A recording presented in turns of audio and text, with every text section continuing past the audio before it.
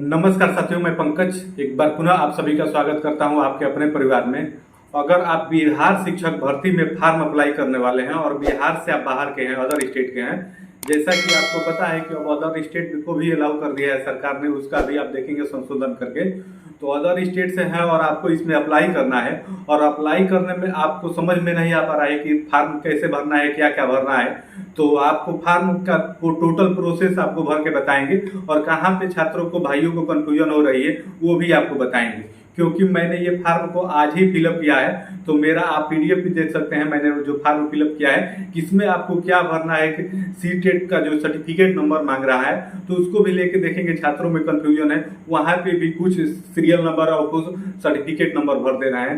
तो आपको क्या भरना है पूरा आपका लाइव प्रोसेस दिखाएंगे, आप देख लीजिए। अगर अभी तक आपने फॉर्म नहीं भरना है और आप इसी प्रोसेस से फॉर्म भरिएगा, आपका फॉर्म एकदम सही रहेगा और आपका फॉर्म देखेंगे कि रिजेक्ट नहीं होगा। अर्थात अगर आप इसमें गलत जानकारी भी अगर आप प्रविष्ट करा देते हैं, भर देते हैं, तो फिर आपके लिए आप देखेंगे वेरिफिकेशन में दिक्कत हो जाएगी। तो पहले आइए आप देख लीजिए इस लाइव फॉर्म को आपको कैसे भरना है। और सबसे पहले आप ये जान लीजिए, अगर आप फाइनल सबमिट फॉर्म को करते हैं तो आप देखेंगे ऐसा ही प्रिंट आउट आपको निकल के आएगा, अर्थात ऐसा ही आपका पीडीएफ निकल के आएगा। जैसा कि आप देख भी सकते हैं 3/7/2023 यानी आज ही की डेट में ये भरा गया फॉर्म है। तो आपको किस में क्या भरना है, किस कॉलम में क्या भरना है, क्या चूज करना है, अगर आप अदर स्टेट के हैं तो आपको अच्छे से इसमें जानकारी मिल जाएगी। वीडियो में आप बने रहिएगा। तो सबसे पहले आप देखेंगे आपका यहाँ पे रजिस्ट्रेशन नंबर आ जाएगा और आपका यहाँ पे आप देखेंगे सबमिटेड आपका एप्लीकेशन नंबर यहाँ पे आ जाएगा। सबसे पहले आपको यहाँ अपना नाम भरना होगा, उसके बाद आप देखेंगे फादर नेम भरना होगा। अगर उसके बाद आपका पति हस्बैंड नेम है तो वहाँ पे वो भरना होगा और उसके बाद आपका मदर नेम भरना होगा, माँ का नाम भरना होगा। वहाँ के बाद उसके बाद आप देखेंगे आपका डेट ऑफ बर्थ यानी डीओबी यहाँ पे भरना होगा। और उसके बाद मैट्रिक आप देखेंगे सर्टिफिकेट डिटेल्स आपका दिया हुआ है। तो जो आपने 10वीं की है, 10वीं में आपका जो सर्टिफिकेट नंबर आपके मार्कशीट पे दिया हुआ है तो वो नंबर आपको यहाँ पे भरना होगा। उसके बाद आपका वो इशू कब हुआ है वो डेट आपको यहाँ पे भरना होगा। उसके बाद आपको लिंग यहाँ पे चूज करना होगा, आप जो भी हैं, मेल हैं, फीमेल है, आपका थर्ड जेंडर जो भी है आप वहाँ पे ये चूज करेंगे। उसके बाद यहाँ पे आप देखेंगे आपको यहाँ पे दिया हुआ है कि क्या आप विज्ञापन में अंकित आवश्यकता न्यूनतम आहारता को धारण करते हैं, तो आप इसमें यस क्लिक करेंगे। इसमें सबके लिए यस होगा, इसमें आपको कोई देखने की जरूरत नहीं है। उसके बाद आप देखेंगे आगे देखेंगे तो आगे आपका है कि आप भारत के नागरिक हैं, तो इसमें आप यस करेंगे। उसके बाद आगे आप देखेंगे अगले प्रोसेस में आपसे पूछा है कि क्या आप बिहार राज्य के अस्थायी मूल निवासी हैं, तो अगर आप निवासी हैं तो यस पर क्लिक करेंगे। तो यस पर क्लिक करते ही आप देखेंगे आपका कास्ट सर्टिफिकेट का डिटेल खुल के आ जाएगा, उसमें आपको अगर भरना होगा। और वही अदर स्टेट है से हैं तो आप नो कर देंगे, तो उसके बाद वो आपका नहीं आएगा। तो इस प्रकार से है। उसके बाद आप क्या आप किसी आरक्षित वर्ग से हैं तो इसमें आप अदर स्टेट वाले हैं तो आप नो भरेंगे। उसके बाद यहाँ पे आप देखेंगे यू आर ऑन रिजर्व, आपका ऐसे ही सेलेक्ट हो जाएगा। इस प्रकार से है। उसके बाद आप आगे आएंगे, आगे अगले प्रोसेस पे आएंगे तो आगे आप देखेंगे कि आप बेंचमार्क दिव्यांग, अगर दिव्यांग हैं तो आप यस करेंगे, नहीं है तो आप नो करेंगे। दिव्यांगता का आपको सर्टिफिकेट देना होगा अगर आप यहाँ पे यस करेंगे। और आप कहाँ से आप दिव्यांग हैं, आँख से हैं, हैंड से हैं, आप कहाँ से हैं वो भी आप देखेंगे। यहाँ पे 4 आपके ऑप्शन दिए हुए हैं, ये इसमें आप चूज कर लेंगे। उसके बाद आप आइए आगे देखते हैं। तो आप आगे देखेंगे तो अगर आप अदर स्टेट से हैं तो ये देखेंगे अस्थायी दिव्यांगता की स्थिति में आवेदन आश्वस्त को लेने से उनके प्रमाण पत्र का काल आपका बाधित होगा। तो अदर स्टेट इसमें कोई उतना महत्वपूर्ण नहीं है, इसमें आपको नो ही फिलअप करना है। उसके बाद आप देखेंगे पंचायती संस्था यानी जो आपके नियुक्त कार्यक्रम शिक्षक यानी जो आपके नियोजित शिक्षक है उसके लिए है, तो आपको इसमें भी नो करना है। इसमें आप नो करेंगे, अगर आप नियोजित शिक्षक हैं तो यस करेंगे, नहीं है तो आप नो करेंगे। उसके बाद भूतपूर्व सैनिक हैं, अगर हैं तो यस करेंगे, नहीं है तो आप नो करेंगे। उसके बाद आप देखेंगे स्वतंत्रता सेनानी के नाती पोते हैं तो आप यस करेंगे। और यस करने के बाद आपको डिटेल भरना होगा, अगर आप नहीं है तो नो करके आगे बढ़ जाएंगे। तो उसके बाद आएंगे ऐसे ही आगे आएंगे तो आगे आपको अपना मोबाइल नंबर और ईमेल आईडी आपको वेरीफाई कराना होगा। तो यहाँ पे आप मोबाइल नंबर दे देंगे, यहाँ पे आपको अपना ईमेल देना होगा। उसके बाद आगे आप आएंगे तो यहाँ पे आप अपना आधार कार्ड वेरीफाई कराएंगे। आपको आधार कार्ड चूज करना होगा। अगर पैन कार्ड चूज करेंगे तो अलग से आप देखेंगे आपको 200 रुपये को देना होगा, और वहीं पे आप आधार कार्ड चूज कर लेते हैं तो यहाँ पे आपको 1 रुपये भी देना नहीं होगा। इस प्रकार से है। उसके बाद यहाँ पे आप अपना पत्राचार यानी जो भी आपका पता आए डाक से द्वारा वो आपको पता देना होगा। तो यहाँ पे आप अपना गांव पोस्ट आप उसके बाद आप जिला देंगे, उसके बाद आप स्टेट देंगे, पिन कोड यहाँ पे आपको भरना होगा, और वही आपका अगर स्थायी पता है तो उसी को आपको सेम कर देना है। ये आपका अलग भी हो सकता है, उसमें कोई दिक्कत नहीं है, इससे आपका फॉर्म रिजेक्ट नहीं होगा। ये दोनों पता आप अलग अलग भी भर सकते हैं। तो इस प्रकार से ये भरेंगे। उसके बाद आपसे पूछेगा वैवाहिक स्थिति, अगर आप मैरिड हैं तो आप मैरिड पे करेंगे, अनमैरिड हैं तो इस पर आप क्लिक करके आगे बढ़ जाएंगे।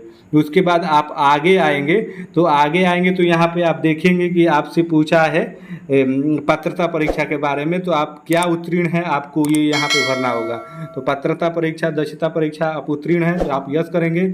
और उसके बाद सीटेट पेपर 1 है तो आप ये करेंगे प्राथमिक के लिए, क्योंकि मैंने ये फार्म प्राथमिक के लिए भरा है तो आप स्पेशली प्राथमिक के लिए ही समझ लीजिए। तो यहाँ पे आप यस करके प्राथमिक आप उसमें चूज कर लेंगे। उसके बाद यहाँ पे बिहार स्टेट पेपर 1 दिया है तो ये आपके लिए उच्च वाले के लिए है, जो नए देश में अप्लाई करने वाले हैं। तो इसमें आप देखेंगे स्पेशली बिहार वाले ही अप्लाई करेंगे, क्योंकि ये स्टेट जो 2019 में हुआ था उन्होंने ही दिया था। तो ये आप अदर स्टेट वालों के लिए नहीं है, तो इस पर आपको इस दोनों कॉलम पे आपको ध्यान देना ही नहीं है, आप इसको छोड़ के आगे निकल जाएंगे। उसके बाद आप देखेंगे C TET paper 1, B TET paper 1 आपको यहाँ यही आपके लिए महत्वपूर्ण है। अगर आप अदर स्टेट से हैं और सी टेट के लिए, तो सी टेट में आप देखेंगे कि सी टेट का सर्टिफिकेट नंबर यहाँ पे मांग रहा है। तो आप देखेंगे कि डिजी लॉकर में जो आपका सी टेट का सर्टिफिकेट आया होगा उस पर आपका सर्टिफिकेट नंबर नहीं है, उस पर सीरियल नंबर है। तो आप देखेंगे कि यहाँ पे छात्र भाई आप सीरियल नंबर ही भर दे रहे हैं सर्टिफिकेट की जगह पे। तो आपको यहाँ पे वो आप सीरियल नंबर नहीं भरना होगा, आप इन्हें भर देंगे, यानी नॉट अवेलेबल, अभी उपलब्ध नहीं है। और जो आपका सी टेट का रिजल्ट इशू हुआ है उस डेट को भर देंगे। यही फार्म में सबसे महत्वपूर्ण है। अगर आप यहाँ पे गलत भर देंगे, वो सीरियल नंबर भर देंगे सर्टिफिकेट नंबर की जगह पे, तो आप देखेंगे कि आपके फार्म रिजेक्ट भी हो सकते हैं और आगे चल के आपकी समस्या भी होगी। तो इसीलिए यही सबसे महत्वपूर्ण है फार्म में, आप ये समझ लीजिए। आपको यहाँ पे इन्हें भरना है और डेट जो इशू हुआ है उसको भर देना है। उसके बाद ये नीचे कोई वो नहीं है, नए 10 के लिए 11-12 के लिए, इसमें आपको प्राथमिक में कुछ ध्यान देना नहीं है। उसके बाद यहाँ पे देखेंगे अगर आपने क्या किया, बीएड किया है या बीएड किया है, डीएलएड किया है, बीटीसी किया है, जो भी किया है, तो आपको पहला ही कॉलम आपको इसमें देखेंगे चूज करना होगा। तो पहला ही कॉलम आप चूज करेंगे, द्विवर्षीय डिप्लोमा आप देखेंगे इसमें दिया हुआ है। उसके बाद आप देखेंगे क्लास 1 से 5 के लिए आप टीचर के लिए अप्लाई कर रहे हैं तो यहाँ पे ये सेलेक्ट कर देंगे, और आप सब्जेक्ट में आप देखेंगे यहाँ पे आप सामान्य चूज कर लेंगे।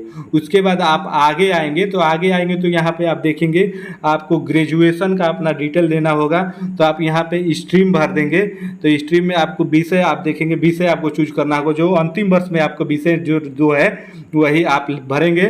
तो यहाँ पे वो विषय भरेंगे, पासिंग ईयर भरेंगे, आप किस इंस्टीट्यूट यानी किस संस्था से आपने ग्रेजुएशन किया है उस संस्था का आपको यहाँ पे देखेंगे आपको नाम भरना है। उसके बाद आपको यहाँ पे बोर्ड भरना है, और आपने यहाँ पे कितना नंबर पाया और फुल मार्क आपका कितना है, यहाँ पे आपका परसेंटेज आप देखेंगे ऑटोमेटिक आ जाएगा।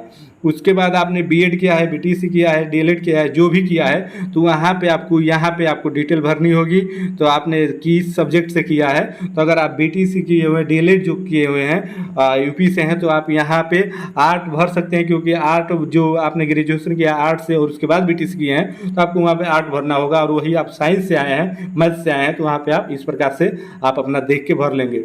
उसके बाद आपको यहाँ पे पासिंग ईयर भरना है, आपने किस संस्था से बीटीसी किया है वो आप कॉलेज का नाम भरना है। उसके बाद यूनिवर्सिटी आपकी भरनी है, और आपने टोटल कितना नंबर प्राप्त किया वो आप यहाँ पे भरेंगे। और उसके बाद कितने का आपका टोटल पेपर हुआ था यहाँ पे वो जानकारी प्रविष्ट कराएंगे। तो इस प्रकार से आपका ये हो जाएगा। और उसके बाद यहाँ पे आप ये सेलेक्ट कर लेंगे 1ली से 5वीं के लिए। और उसके बाद महत्वपूर्ण आप देखेंगे ये आ जाएगा नीचे आपके 10वें नंबर पे आपका योर डिस्ट्रिक्ट प्रायोरिटी आ जाएगा। तो इसमें आप देखेंगे कि ये आपका सेंटर लिस्ट नहीं है। कितने छात्र भाई अभी ये समझ रहे हैं कि ये सेंटर चूज करने के दे रहा है, यहीं पे पेपर पड़ेगा, यहीं पे परीक्षा देना होगा। तो ये ऐसा नहीं है, ये आपका अगर आप सिलेक्ट हो जाते हैं, अगर आपकी मेरिट लिस्ट में नाम आ जाती है, तो आप किस ज़िले में जॉब करना चाहेंगे वो यहाँ पे प्रेफरेंस पूछ रहा है। तो आपको यहाँ पे 3 ज़िले देना है, तो आप अपनी स्वेच्छा अनुसार यहाँ पे 3 ज़िलों को सेलेक्ट कर सकते हैं। इस प्रकार से ये सिलेक्ट करेंगे और उसके बाद यहाँ पे उम्मीदवार शारीरिक पहचान आपको देना है, कहीं तिलोल होगा तो शरीर पे आपको यहाँ पे आपको बता देना है। उसके बाद ये प्रोसेस करके आप आगे जाएंगे, तो आगे जाने के बाद यहाँ पे आपको आप फोटो सिग्नेचर हिंदी और इंग्लिश दोनों में आपको अपलोड करना होगा। तो यहाँ पे आप देखेंगे कि लाइव वेब से ही जो आपका लाइव वेब कैमरा होता है, जैसे आधार कार्ड आपने बनवाया होगा, आधार कार्ड बनवाते समय जिस कैमरे में आपका फ़ोटो कैप्चर किया होगा, तो उसी कैमरे से आप देखेंगे यहाँ पे फ़ोटो आपको अपलोड करना है। तो लाइव फ़ोटो अपलोड करेंगे, उसके बाद आप अंग्रेजी में यहाँ पे अपना सिग्नेचर अपलोड करेंगे, उसके बाद हिंदी में करेंगे और उसके बाद आप देखेंगे आपका ऑनलाइन पेमेंट यहाँ पे कटेगा। तो आप अगर अदर स्टेट से हैं तो आपको 750 रुपये देने होंगे। तो इस प्रकार से आप देखेंगे इस फार्म को अच्छे से भर पाएंगे, सुदृढ़ तरीके से भर पाएंगे। तो उम्मीद है आपको सारी जानकारी समझ में आई होगी और अच्छे से आप फार्म भरिएगा। अभी तक आपने फार्म नहीं भरा है, क्योंकि आप देखेंगे छोटी सी गलती के कारण ये फार्म रिजेक्ट हो जाते हैं। तो आप इस प्रकार से इस फार्म को भरिएगा। उम्मीद है आपको ये सारी जानकारी समझ में आई होगी, और अगर आपको कोई डाउट है तो आप कमेंट करके ज़रूर बताइएगा, उसका सलूशन हम आपको कमेंट बॉक्स में प्रोवाइड करा देंगे। तो फिर मिलते हैं नेक्स्ट वीडियो में कोई नई जानकारी के साथ। तब तक के लिए आप सभी को जय हिंद।